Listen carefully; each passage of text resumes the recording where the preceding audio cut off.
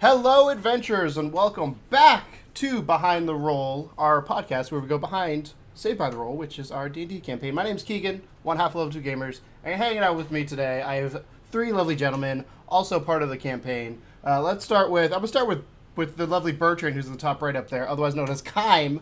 How do you say your Kime's last name? Avanile. Avanile. Avanile, yeah. Do you even know? How you doing, Bertrand? I'm doing wunderbar. Wunderbar? Ooh, you German? No. Yes. No. Yes. Also hanging out with us is the wonderful Tim, otherwise known as Kosif the Penitent. How you doing, Tim? I'm doing great. We got Stanley Cup hockey starting tonight with our Blues are playing. So I'm excited about that and glad to be here. I was going to say you got your Blues jersey ready to go. What do you think? They're taking it 5, 6, 7? Because they're not sweeping. Nobody's going to sweep because the sweep is not what anybody wants in the Stanley Cup. Well, yeah. I don't know that that's how you determine whether somebody's going to sweep, whether or not that's what people want. But I'm taking the Blues in 6. In 6? Cool. Mm-hmm. And then, last but not least, our wonderful GM, who again has put hundreds of hours, I feel like, at this point into this campaign. David, how you doing? I'm here. I'm alive. By the way, we're recording this at 2 in the afternoon. David hops on and goes, "Good morning, fuckers." And we're like, it's 2 in the afternoon, David. It's all relative, right? So, if you didn't join us last time, I recommend you go watch the first episode, and you can kind of see a little bit about our characters. And also, if you've not watched the campaign yet, head over to twitch.tv/level2gamersstl or youtube.com/level2gaming or savebytherule.com. It's all up there as well. You can catch up because we're going to give potential spoilers to any sessions we've done before. So if you haven't watched those, go watch those first, then come back and watch this. But without further ado, let's jump in. And we last session we kind of made it to Strahd, almost like we're in Strahd. Let's start with talking about I want to start by talking about the mist section because I felt like I was wandering for hours and had no idea what to do. So, what was your guys' initial impressions, if I could speak, of how we got to Strahd? Were you guys like, that makes sense? Were you guys like, what am I supposed to do? Were you as confused as I was, where I was hiding underneath the horse? What? I was confused why you were hiding under a horse, but That's Torbjorn. You'll get used to that by now. Give it a couple of sessions, he'll be hanging out there. I love that Bertrand, when I did that, was like, "You got a dick on your head," and I was like, "Man, I got to try and keep a straight face, but it's not going to happen." The best is when Diane showed up, and then you were like, "You want to take that hat off?" Nah. But no, let's talk about that. So in the mist, we did meet Diane, otherwise known as Vale in game. She is, what is she? She's a monk.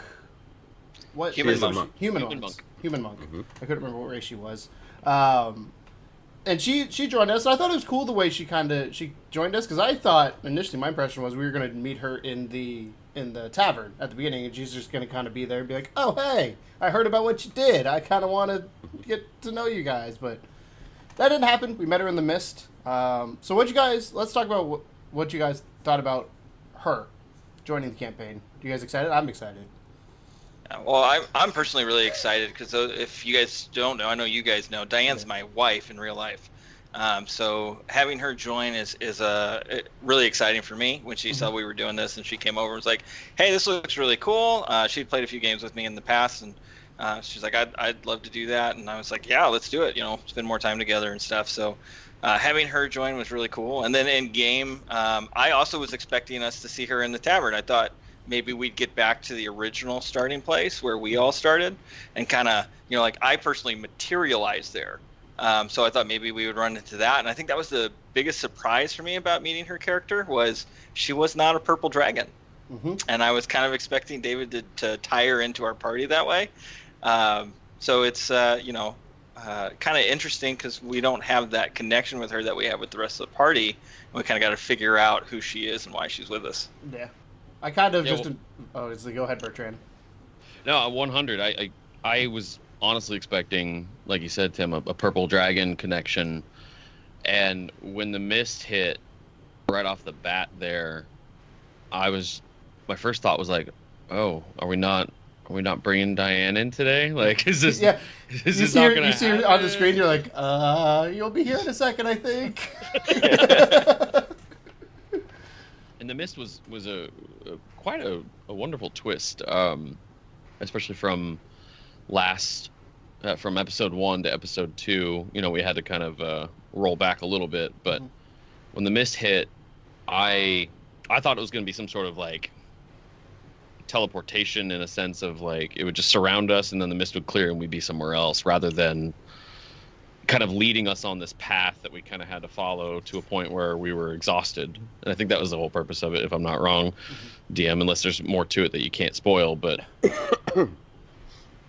No, it was supposed to just sort of mess with you until you camped, and then while you slept. And here's a question, because technically wolves and Strahd are not connected. They're two different things. So the mist was the key to get us from there. Because there's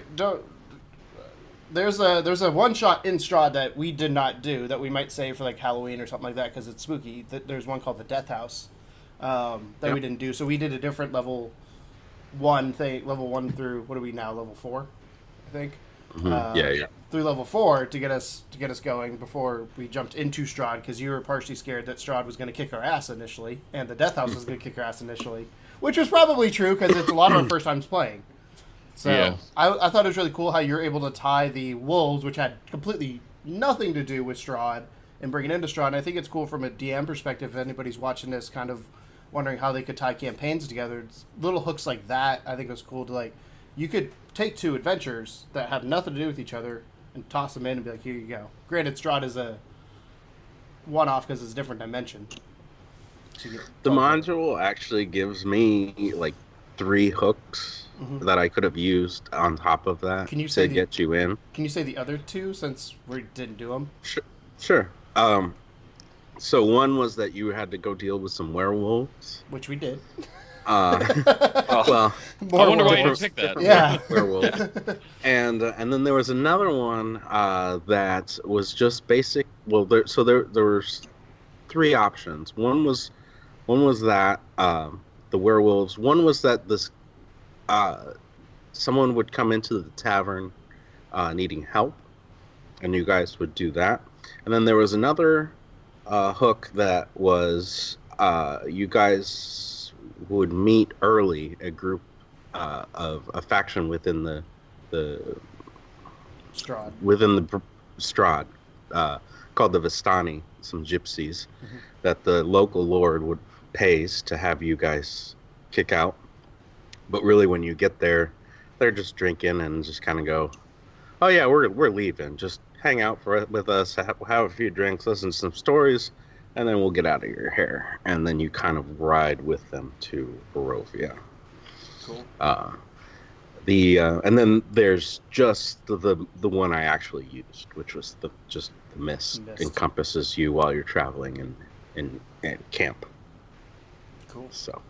And the thing that I thought was really cool with the mist, is when we got into, I guess that road was technically in Strahd at that point, right? We were not like in some like wormhole going between A to B. That was actually Strahd.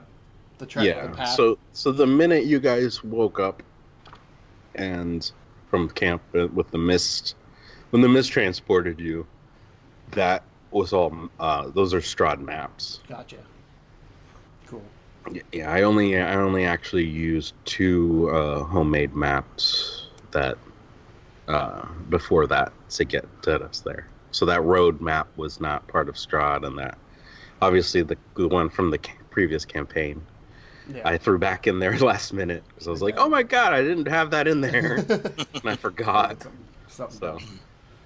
So what'd you, Tim? I'll ask you because you were supposed to be awake, I think, if I remember correctly. You were taking a nap during it. What was your initial impression when you found out what was going on? Because we all knew we were going into Strahd. I don't think any of us really have much experience with Strahd in the sense of like we don't know what we're about to get into. But David's given us an idea of kind of that it is another dimensional world and that there's some things here that will kick our ass if we're not careful and all that kind of stuff. But what did you think as the person who was supposed to be standing guard when you got knocked the fuck out and just passed out and woke up? You're like, oh shit, what's going on? Yeah, that was I think out of character. It was it's cool. It was cool to see that transition, and it was really awesome to see Cody as Welly kind of owning that for us, seeing everything that was happening. In character, it was embarrassing. You know, like Kosef is this protector. That's kind of his shtick, and he didn't really get a chance to express it, but like he felt a little shame about that because he's supposed to be this party protector and he falls asleep. Obviously, it was otherworldly sleep, but kind of waking up and now having to depend on Welly to explain what happened. He kind of, well, crap, I messed up. I didn't do my duty in this, and left the little one to kind of fend for us in this moment. It could have been a lot worse, but yeah. So like when that happened, I was like, well, crap, I totally blew this one. I wish I had stayed awake. Gotcha. And then Bertrand, what'd you think when all that, from an outsider perspective, when they woke us all up? Because we had no idea, technically, in-game, we had all fallen asleep. Because I think me and you had first watch or second, I don't remember. But it went fine, and then we were asleep when all this happened. We get woken up. And I assumed this waking up is very aggressive waking up, not just like, hey, get up. It's what the fuck is going on? Wake up. So what'd you think? Good morning. Everybody get up. There's no color here. What was your impression when you first woke up in Strahd when David started describing like the lack of color? Because I think you started asking more questions about the world than anybody else in that moment. Yeah, the lack of color and the lack of saturation really kind of piqued my interest from a not just a player, but my character felt suddenly drained. Suddenly not necessarily in full control of his destiny in that situation, but for Kime there was a sense of relief at the same time. But yeah, I was just honestly the lack of color and the lack of ambient noise. I think David, you had mentioned at one point there wasn't as much ambient noise, if I'm correct. He cut out the audio and I went, oh shit. Yeah. Like it, yeah. Like for me as a player at that point, that's exactly my reaction. I was just like, oh, this is going down. Not normal, not okay. Like, yeah, the actual text in the module says that the woods are like a scream that's unvoiced. Oh wow. It's like okay. How do I do that? Yeah.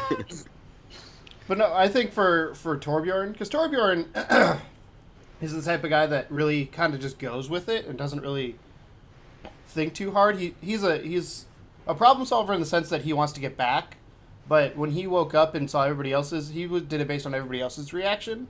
As a player, kind of like Bertrand, I thought it was really cool. Of like this lack of color is just like, fuck, I did not expect like this. I was telling David in a text or on PlayStation or something that like it felt almost like if you've played Elder Scrolls, all of us played Elder Scrolls Online, but if you watching have it, there's a place called Cold Harbor, which it reminded me a lot of that to a certain extent, with just less color on it. It's kind of the vision I was getting to a little bit, but like for Torbjorn as the player and not Keegan Torbjorn as the character, he was just like dazed and confused and wanted to see what everybody else's reaction was before he kind of did anything, because he's pretty even keeled unless he's drinking. He doesn't really get worried too often unless the people around him are starting to get worried, and then he starts heightening up. And that's when you guys started getting worried, that's when I was like, let's hide on the side of the road. Let's sneak on the edges, because we have no idea where we are. And that's because of some of the stuff you guys were saying of like, with Bertrand asking the colors and all that, about this desaturation, all that was my head going, oh shit, like, we need to be extra careful because we have no idea what we're about to literally walk into. And then from there, we made it to the Gates of Barovia, which that image that you used, I assume that's straight from the module because it was pretty. I actually used that as the thumbnail for the video, and yeah, it's a really cool image. What'd you guys think of coming up to these monstrous gates? What was your impression when? Because my impression as a player was like, oh shit, we're entering the gates of hell. Like this is where shit's about to get real. We're going from. That was like the actual transition from going from wolves to landing to like this is now we're officially in Strahd and shit's going to go down from here forward. Yeah, and that's pretty spot on to what I was thinking when we got to those gates and we saw the statues. At first, my reaction was like, okay, what kind of statues are these? What kind of creatures are these? What kind of race of beings were these carved out to be? Because I was thinking something much more menacing was about to happen, that we were coming up on a place of some sort of demonic activity at first. And it's also the benefit of us just not knowing anything about Strahd. Like, Yeah. But I think when we passed through those gates, there was that sense of finality of, okay, we're stuck here. Especially like we're when not they getting shut. out. Yeah. Like this is the entrance. Like where we landed wasn't necessarily the entrance to Barovia. So Yeah. I asked David this. So there's Barovia is the continent, and then there's a village called Barovia, which was Right. the sign that we saw. Yeah, the land is called Barovia, and the village that you were just outside of is also called Barovia. So it's a little. It's like little New York. confusing. It's like New York. Barovia. What'd you think, Tim, when as both player and character? Yeah, I was also not sure what to expect from, going to the Strahd campaign. Knowing we were someplace otherworldly, I was kind of thinking it was going to be a lot more demonic, a lot more Cold Harbor-esque in that sense. But when we came upon those gates, kind of changed my perspective of what we were looking at. Like this is a civilization, and humanity was here at some point, and trying to understand that connection. And I think somebody did like a history check a little bit later on, in which it was mentioned about like a missing town, missing country, missing something, and it gave me a little bit more idea of, okay, this feels like it's more of a misplaced society. Like I think David even compared it to Atlantis at one point in that history check, and that really kind of shaped for me where we were as opposed to being in the gates of hell as Torbjorn saw it, but seeing it more as okay, we're in this bubble, and everything that's in here is more of a human society than I was expecting it to be. Right. I think we were all expecting demons and hellfire and all. Like it's funny because like again, when you tell any movie or any sort of pop culture thing, when you go to another dimension that is void of light and color, what's on the other side? Usually something that breathes fire of some sort. Like, and we didn't come across that. We actually I can't remember the dude's name that we found the body with the note on it, but the note told us about vampires. So clearly, there's gonna be vampires in here somewhere, and we're gonna come across those, or they were mentioned in the note, so I assume we're gonna come across them. And it's kind of interesting because you look at a vampire way different than you would look at like the spawn of Satan, or you would look at like a human, or you look at like because the question is and this is a moral question that Keegan would ask, not necessarily Torbjorn, but is a vampire human? Or, like, is it what is a vampire in the sense of, like, where did they come from? And, Well, and also, go ahead. and to bounce off of that, like, what kind of vampire are we going to be getting? Are we going to get the traditional Dracula? Bram Stoker Dracula style, or are we going to get, what's his name that did the Hellboy movies, Guillermo del Toro's like crazy terrifying monsters from hell? What kind of vampire are we going to see? I'm really kind of excited I to see kind of want the Dracula one just so David can do a voice like this. So I think that'd be entertaining. But we did come You're across gonna that. get so sick of that Yeah. before this is over. I thought you suck your blood. But we came across that note, and that note kind of to me was like, again, I think when I went through the gates as Torbjorn goes, oh shit, we're in the gates of hell. I have no idea where I am. I have no idea what's going on. People around me are very uneased. Making me uneased. But then when we got that note, it made me realize even more that like, it's kind of like Tim was saying with that humanity side of it. Like, oh shit, there's creatures here that aren't necessarily going to kill me. Because before then, you have to remember, we were hearing the wolves the whole time. And like, we just fought a shit ton of wolves, and I was like, fuck, is there going to be like demonic wolves that come out? I'm picturing like wolves with like black eye or red eyes coming after us and just going to hunt us down. Is that what we're about to get into? And when you read that vampire section, you're like, oh crap. Because I remember going, is there such thing as a vampire wolf? Is that a thing? Because we were hearing that the whole way through into where we were, so. Right. Like, are we going to have vampires that are a part of their own cultural system, their own society? Are we going to just have the single vampire? Are we going to have are they welcoming a class structure? Yeah, Yeah. a class structure of them, basically. Yeah. That's my curiosity. At this point, that whole town could be vampires, right? Yeah. Because he was riding out with the letter of warning of vampires, and you're like, well, crap. What are we gonna? Are we gonna run into a town, or are we gonna run into a town of vampires who are, going to the market to get their Sunday blood? You know what I mean? Like, Just everyday ordinary people just doing things a little differently. We have a tasty 1984 Reach wine. Little child blood today. wow. Imported. David, I have a question for you, because at one point we came across the signpost and it said Barovia, and then there's a sign that went the other direction. What would have happened if we went left instead of right? Missed. You would have started heading in the direction of that landmark. I know, but You eventually would have gotten there. yeah. But from a DM perspective, like, obviously, I'm assuming we were supposed to. If you're following the stories directly, I assume we're supposed to go to Barovia first because it was the closest. I mean, you can go wherever you want. Yes. In the land of Barovia, that is completely free reign. The order you do it is up to you. It's not wise to maybe go out of order. Which is why I didn't.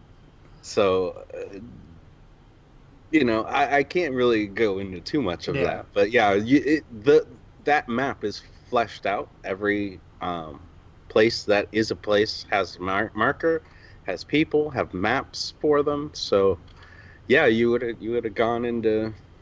That's where this module gets scary. Is if you go someplace a little too early, you're gonna come across some things that you're not ready for. It's like ESO back in the day when we were level 12 and hit level 45. Like, oh fuck! David's like, I'm dead. I'm like, what do you mean? I'm on my horse. Oh, you're dead back there. It was a great moment. But so we see the guy with the vampire note, and he's gonna go pin it back on the gates, and I never really said anything in game about that. But what do you guys think the importance was? It just warning outsiders coming in, like, because that made me think like people come and go freely to a certain extent. Like, why would you put a note on the gate that's inside the world that you're already in? Because you can't get back out, as we found out. Mm-hmm. Well, that might differ depending on who's coming and going, or whether or not they even realize that they are out of sync with the rest of the world. That's true. So they might have sent somebody out there before they went to this otherworldly dimension. Like the timeline there is kind of skewed for us. We know he's only been dead for, I think it was a couple days, but they could have been like a couple days for them could have been 100 years for our society. So Yeah. Like that's when you start going other dimensionally. Everything's kind of topsy turvy. It's more timey wimey, wibbly wobbly. Yeah. Is that the official term going forward? Timey wimey. Can we have a bar? Sure. Can we have a tavern called the Timey Wimey? You're the Timey Wimey Tavern. That's a Doctor Who reference, Keegan. If you don't, I don't.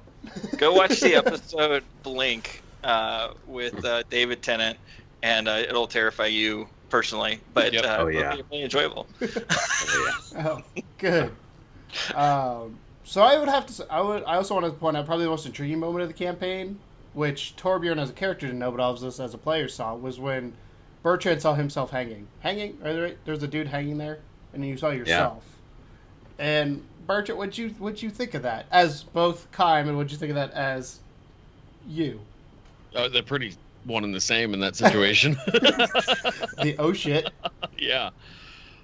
When that popped up at the end of the campaign there, or the end of the episode, I was kind of just frozen, and it really opened my eyes as a player to like, okay, this is the world we're going to be in. Like, this is not going to be not everything can be investigated, not everything can be explained, not everything can have a role attached to the weirdness of things that are going to happen. I just immediately gathered that, like, right from the get-go, this is not going to be your typical D&D campaign at all.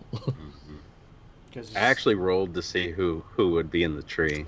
I didn't. Awesome. I I thought I was like, oh, he's gonna think I'm picking on him for a specific reason, but no, I actually rolled and it ended up he was the fourth player and I got a 4, so it ended up being the so he results just of the happened to roll. see himself. Yep, it would have been whoever I rolled would have seen the same. Okay, in that instance, Bertrand, because you didn't tell anybody that you saw yourself, right? You played that off, I believe. Mm-mm. Yeah. Would you have told if it was somebody else? Would you have told that character? Like, say Yeah. it was Kosef, would you be like, "Hey, Kosef, I see you hanging up there. Is this one of your visions?" Well, he wouldn't have. It would have been Kosef who would have seen himself. Oh, Kosef. Okay, so it's only the person that sees themselves. It's not somebody else. Yeah. Bertrand couldn't see somebody else. Okay. Okay. Right. Yeah, that makes it even more. So clear now. so then Okay. what would have Bertrand would just a nobody, Bertrand would have seen essentially? what the rest of you guys saw was just some stranger Cool. hanging there. Cool. I loved your description, by the way, when he disappeared and you said he kind of Marvel Infinity Ward out of there. Yeah. I couldn't think. I almost said Endgame, and I was like, no, it's not Endgame. I couldn't think of the the one. But yeah, I was like, he just sort of Marvel dissolves that way.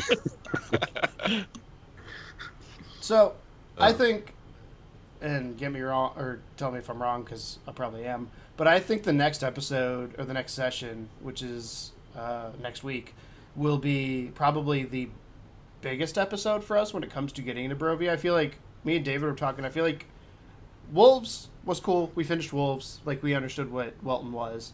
And then this kind of felt like a transition episode into Barovia, and I think once we're in the village or town or whatever the hell it is of Barovia, like, we'll have a better understanding. Because right now I feel like it's like the middle movie where you have a lot of questions that don't have things that are tied up in a nice little bow. Or it could be season 7 of Game of Thrones where season 8 needs to tie up a lot of loose ends here. And how are you going to pull those together? And I think, me personally, I have a lot of questions about Barovia that I think once I see the town folk, the Common folk that live there, I'll have some questions answered, but I'll also have more questions to it. So, Yeah, what do you? sure. I'd say, what are your guys' expectations of going into this village? Because we're not that far. We camped. I think we camped less than a day outside, but we decided to take a camp. Oh yeah, you're actually. Yeah. I looked at the map and I was like, you weren't far. It was just the rate you were traveling, because I kind of misunderstood you. I thought you were traveling slowly to avoid being heard and that kind of that might have been me though, because I don't word things. Me and Tim had a conversation. But I kind of. Oh, go ahead. But I feel like I may have misconstrued that and had you guys going way slower than I initially thought. So I mean, yeah, you'll hit Barovia by the. But I kind of like something about this episode is I wanted to kind of wade you guys into the world. I wanted you guys to pay attention a little bit of that and not throw you right into here's all this other information. I wanted you guys to pay attention to this because the color, that kind of stuff, not only is it world building for you, but there's a clue there about how sun works in this place. You know, Tim with his Atmosphere natural is everything. unless it's Tim with his natural 20 fucking bringing down his horse out of the sky. yeah, and that was a moment that I felt like I gave a little bit of a clue there as well. I mean, in setting the atmosphere for the first episode, I think was a way more effective. I think we're all scared shitless. If we would have just gotten to the town too, I think we would have left with probably more like not anxiousness, but more restfulness as players. I'm kind of glad that we ended where we did, because had we moved a little bit faster, we would have gotten the town, and we would have had to leave even the episode off on kind of like a not as fun of an ending. I don't think. I think the way that it was able to end was a lot more fitting, because we're like, okay, we're close. But we still don't know what we're about to get into. So there's that intrigue of like what's coming next. Well, and we also got some pretty ominous stuff right there at the end too. You know. Yeah.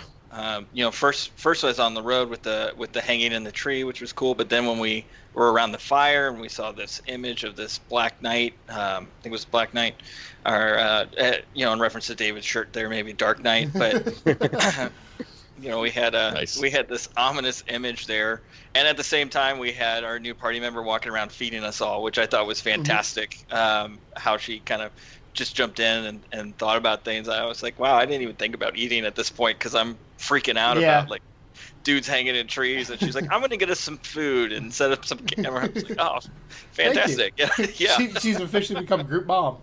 yeah, yeah. There you go. I also like one of the things as we went along with Diane's characters, things have started coming out, and I'm sure more things will come as obviously everybody else as you go further in the campaign.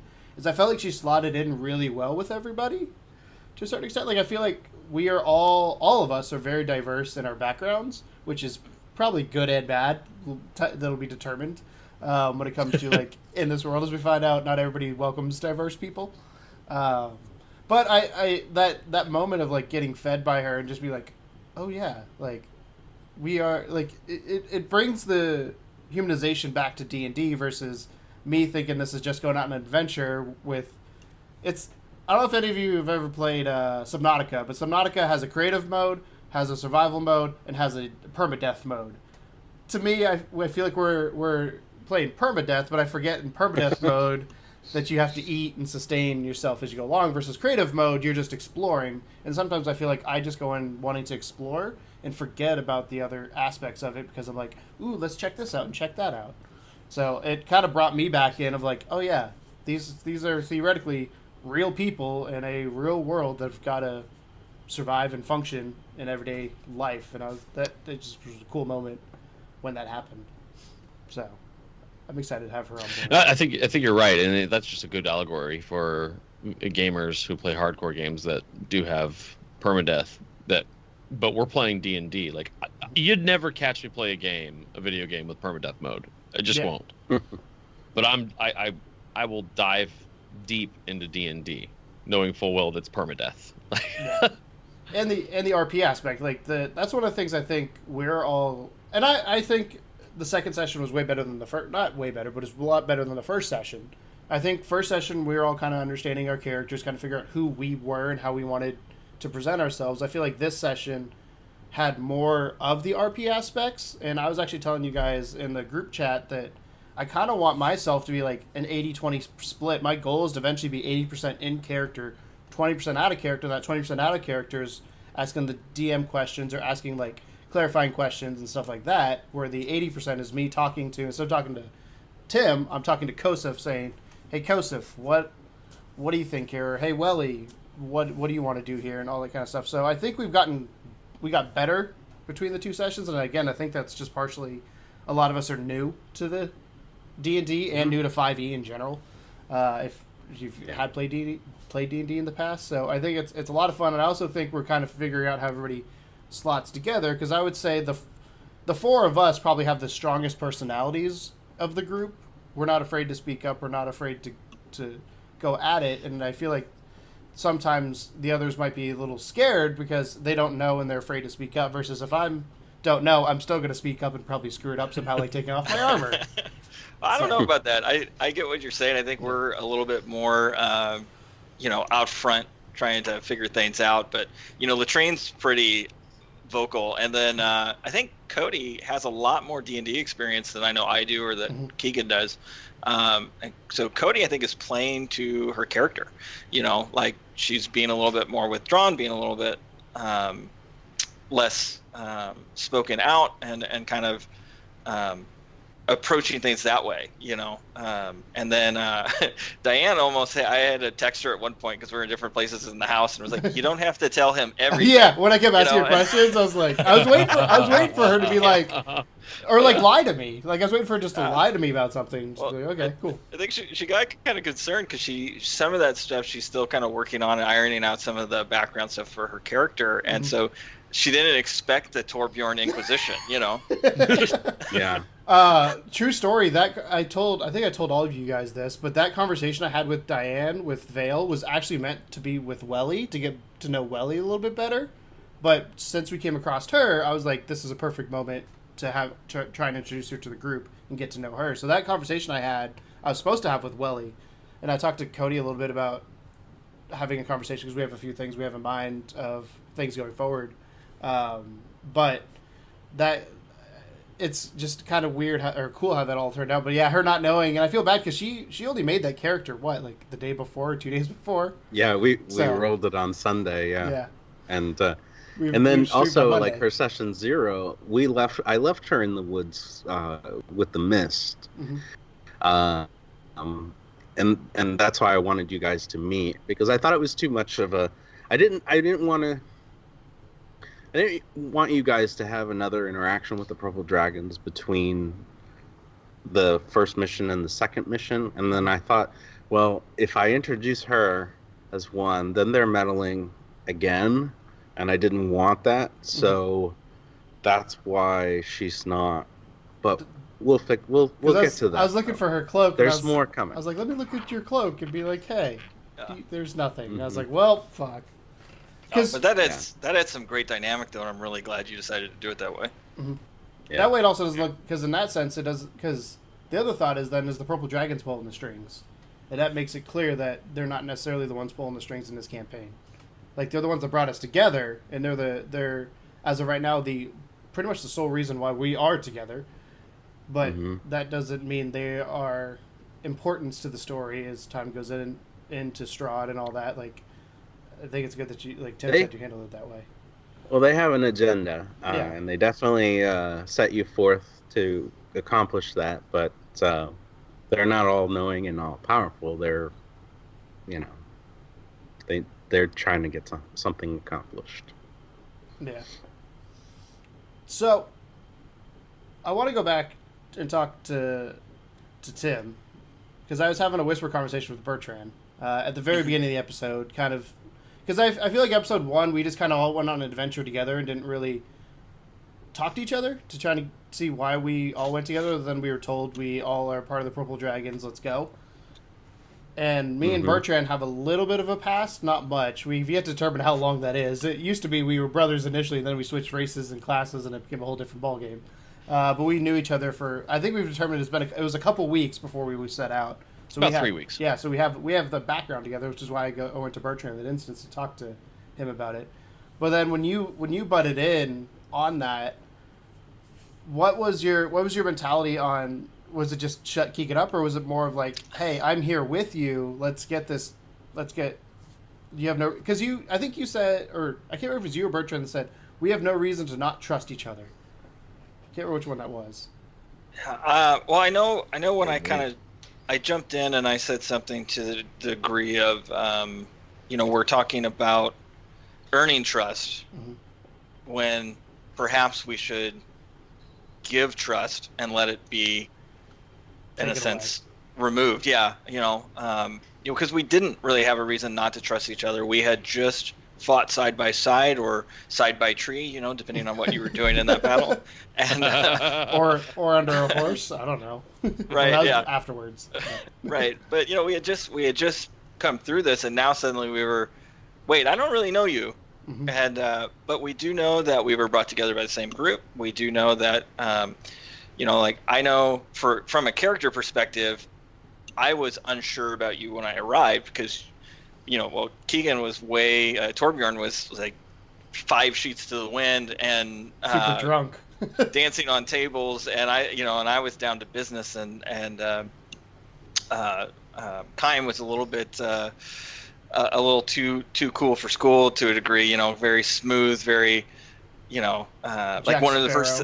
Yeah, well, and one of the things he said to you at the very beginning was like, "Hey, it's my job to get people to drink." So it's like, "Oh man, these guys are going to be like-minded party guys," and I'm a little bit more of a stick in the mud with my character, right? And so we want to get out there. But as we did the wolves, like I saw, okay, party mechanics working. I have less reason, and then I saw like personality come out when Torbjorn met the bar maiden and said, had that conversation about his family. Like, okay, this is somebody who cares deeply about other people and cares deeply about his family and his culture. And then seeing how Kym responded to the wolves was like, okay, this is somebody who values sentience. This is somebody who also has care and compassion, right?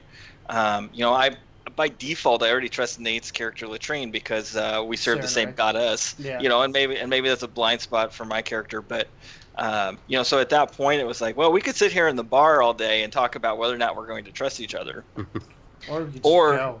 or we could just agree to trust for now until you give me a reason not to. Yeah. Which It's a great character moment, I think, you Yeah. know, for very much a paladin way of thinking. Because I know for me as Torbjorn there, like again, my favorite line Bertrand has is, "I trust you as far as I can throw you." Well, you can throw me pretty far. I'm a wee man. Very heavy, though. Yes, I'm very. Right. Dude, I got lots of shit in my bags.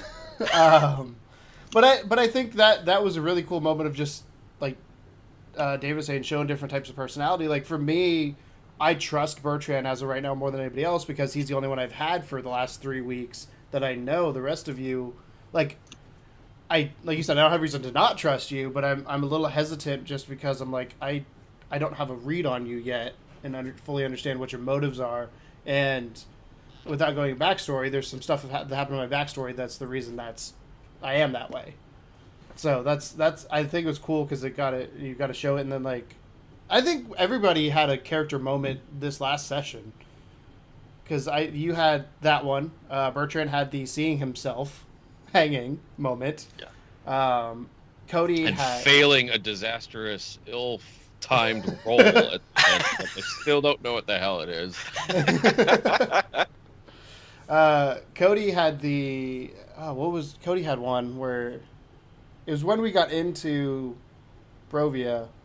I can't remember right now. I'm drawing a blank.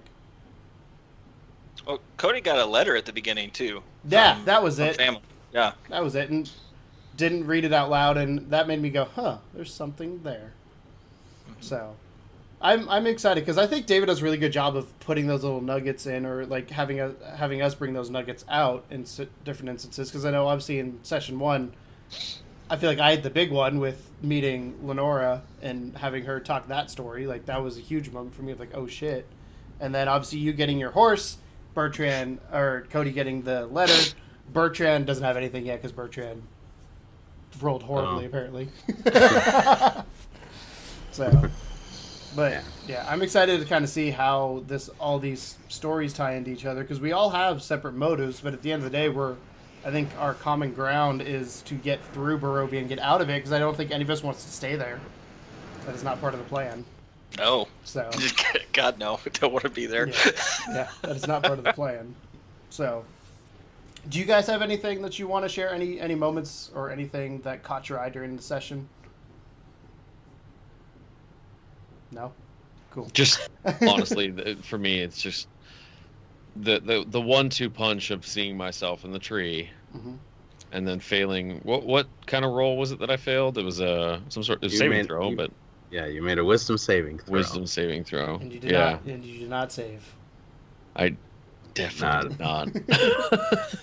Not in the slightest. I thought that was fantastic. I know I was the only one that could actually see Bertrand's face because of some camera issues with the Roll 20 app, but like he was just in utter shock and terrified, which I thought really captured where we were. Like, and I'm excited to see him kind of bring that forward because we don't know what he didn't save throw on. Oh yeah, that's gonna have repercussions. But we wake up the next day, Bertrand's dead. What happened? I don't know. Something struck him. That's how you re-roll a character, boys. Yeah. Fail one What you don't know is David started texting him on the side like, you may want to make another character. Game over. Not yet, but we do have a little something that we're working on that before next session that you'll see the side effects of probably here pretty soon. So I want to end off this with what do you guys want to see going forward? What do you expect? I guess not want to see, but expect from the next session when we do get into the village of Barovia. Do you have any sort of what intrigues you most about actually stepping into Barovia, the town, not necessarily the continent? I want to meet some people. I want to see what this hierarchy of vampires might exist, if they exist like that, or if it's just single, or like I'm excited to dig in, get to meet some people, RP. Maybe do some battling. Maybe fight something tomorrow or next week. We fought wolves. I think we've had our fill of wolves. I was scared shitless, by the way, when I dashed in and saw 5 wolves. I expected there to be a couple, but then I was like, oh yeah, my AC's real high, so I'm good. Just keep charging out there. Yeah. Yeah, those wolves were also a random encounter table, and I was like, wolves again. I was kind of mad about it, but Gotta go with the dice, though. Yep. exactly. I enjoyed that. And I like that. I hit that natural 20 and carved that leg right off for you. That was fun. Well, thank you. Yeah. I still have it. I have two things of wolf meat in my backpack right now because I ate one of them. Because I had 3 initially. Yeah. Holy. Well, that's why because we were cooking food at the end, and Diane Vale made food for everybody, and I pulled out a leg, and I go, "Not so stupid now, am I?" And I started cooking it, and I ate it. I can't imagine wolf meat is very good. I feel like it would be really stringy. I mean, Yeah, probably very gamey. yeah. I mean, Yeah. I've eaten very gamey stuff before. Probably needed a survivalist check and then a constitution check after eating that. Right. Yeah. Well, the good news is I'm proficient in both of those. Oh, fantastic. So, Oh, he was talking about the rest of us after you passed the wolf. Yeah. You need a survival. Well, Diane fed the rest of you. yeah, Diane so- for the rest. I ate my giant wolf leg, just turkey leg style. Dear Lord. But Tim, what are you excited about getting into Barovia? What are you hoping to encounter when you get to the actual village? Well, yeah, I'm excited. I don't really know what to expect, so I'm excited, like Bertrand said, to meet characters, find out who's there, what the nature is of them, and then their nature, how that plays against my character. And his agendas and his personal commitments, I guess, as a paladin. That he's made that he hasn't really talked too much to you guys about yet, but some of it is obvious because he's a paladin, right? So seeing how that impacts, because if we are going into a town full of vampires, how is that going to play off of who he is and how he believes, and as well as that moment with the horse said a lot to me about okay, how important is Saren Ray going to be to me in this realm. So kind of seeing how that's going to play out and who's there and have that opportunity to react as Kosef, I think it's going to be a lot of fun. And I have to say, I told you this, but from a Torbjorn perspective, when you spawn that horse in this dark, dreary place, like that was the moment, like you couldn't see it, but Torbjorn just standing there going, how the fuck did he do that? And it intrigued my character a little bit of like, because I've told a couple of you, like my character doesn't really have a religion or anything he follows, but he is always open to hearing about other people's, and it like that was one of those moments of like, I'm gonna call it the Jesus walks on water moment. And it's like, that was cool. Like, how did you do that? type thing. So I can't wait to have a conversation with you between Torbjorn and Kosef and just have that. And I would love to have bring Nate in on that and have his perspective on Saren Ray and all that, because we do have 2 people that worship the same goddess. So yeah. There's potential there for that to. Which permeate out. I don't know how much you guys know about that goddess, but I know nothing. in game we talked about how Saren Ray was the sister of I forget the name of the god of the priest and Pelor. Yeah, Pelor, and he was a god of the sun. And so like connecting a lot of those dots about where we are and how that all occurred was really intriguing. I'm excited to see where that goes. Yeah. So for me, kind of like you guys, when we get into Barovia, I'm excited to see meet the people. I think we have an understanding of the world. We don't have an understanding of the population, which I think is what the next step is when we get to the village of Barovia. Seeing how they react to us, because after the whole Bertrand fiasco at the bar, it makes me a little bit more leery of just going in and be like, yeah, I'm an adventurer. Right. So, but that's how you hurt yourself. Yeah. I cracked my elbow on the. I'm an adventurer. Crack. But I'm excited to see Barovia, and I also as somebody who there's a giant bug over there. Sorry, as somebody who loves Gothic architecture and old school architecture, the gates. If the gates continue on through that architecture style, I know personally it'd be exciting from a Torbjorn's perspective. As a dwarf, I have a thing that gives me a proficiency on history checks when it comes to stonework. So I'd love to kind of see what they have building, what materials, that kind of stuff as a dwarf, and then hopefully at some point we can go shopping while in the town and all that kind of stuff. And just I want to go back to a tavern. I need a drink. It's See if they even take gold. Yeah. Oh yeah. Yeah. Could all our gold just be worthless, or are we literally gonna have to like IV pump bags of blood out for them? That'll be 2 points, mister. Go. So It's just breakfast. So yeah. Mine too. Yeah. So I'm excited about that, just to get in there and kind of see how, because the other thing too is like in the wilderness you have a different feeling than in town, and in the town, is the town creepy or does it just look creepy?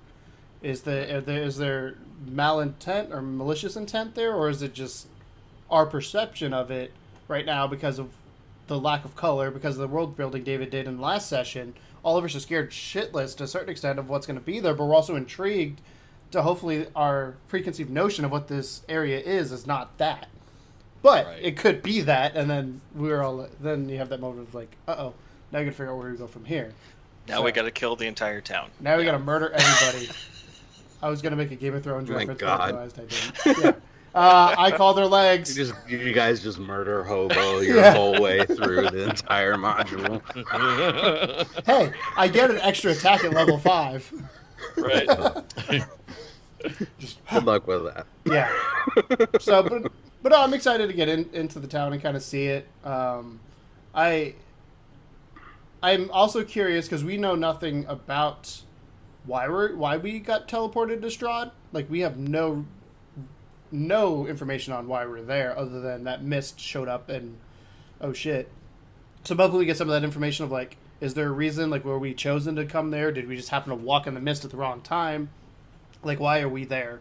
And kind of going off that and seeing the bigger picture of everything. And I think we're going to get to the point where that's going to start happening because we're getting into our first civilized area of the campaign that is not Welton. So I'm excited. I know everybody keeps saying they're excited for this, and that makes me happy because it's a lot of fun. Yeah. So I'm curious, based on the hints I've given, what theories you guys have about the world and what the lack of color means to where you are. I just assume Strahd owns Instagram and can't figure it out. Like, it's just still a mystery to him, so he just has it swiped over to. What filter do I This use? Yeah. filter. Crap. I don't understand this filter. What?